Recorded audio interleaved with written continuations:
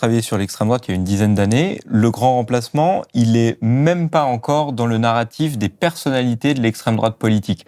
On le retrouve sur des blogs qui font quelques centaines de visites par jour, où on va parler de cette théorie qui est une très très vieille théorie de l'extrême droite française, qui remonte au début du siècle, qui a été portée par les antisémites de l'époque, qui déjà alertait sur un faux remplacement de population. Renaud Camus, qui est donc un écrivain français, va la remettre au goût du jour à travers ses livres et essayer de s'emparer du concept pour dire que c'est lui qui l'a inventé. On va retrouver ça, mais vraiment dans les tréfonds de l'Internet d'extrême droite. Et petit à petit, grâce à un travail de sape, de groupuscules comme Génération Identitaire, ça va ressortir de plus en plus sur les réseaux sociaux, sur le site de Génération Identitaire, qui lui enregistre beaucoup plus de vues que des sites néo-nazis particulièrement obscurs.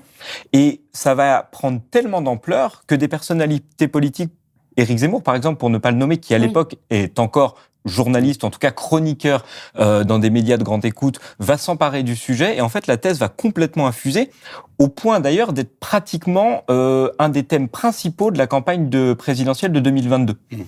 Et ça, c'est une des grandes victoires de l'extrême droite, parce que lors de cette campagne présidentielle, une autre candidate qui appartient à la droite dite républicaine va dire dans un discours: il n'y a pas de fatalité au grand remplacement ou au grand déclassement. Pas de fatalité ni au grand déclassement, ni au grand remplacement. En disant cela, même si elle s'y oppose, elle valide l'existence de cette thèse. Et c'est ça qui est extrêmement dangereux, parce que il faut vraiment rappeler que c'est une thèse raciste et complotiste. Et qui n'a absolument aucune preuve. Et comme le dit souvent Pierre, ça s'appuie absolument sur rien du tout. Cette thèse, quand on oppose à Renaud Camus des chiffres, des faits pour prouver qu'il n'y a pas de remplacement de population, il dit mais tout ça c'est de la littérature scientifique, ça ne m'intéresse pas. Moi j'ouvre ma fenêtre et je vois qu'il y a un remplacement de population. Oui, c'est comme avec le réchauffement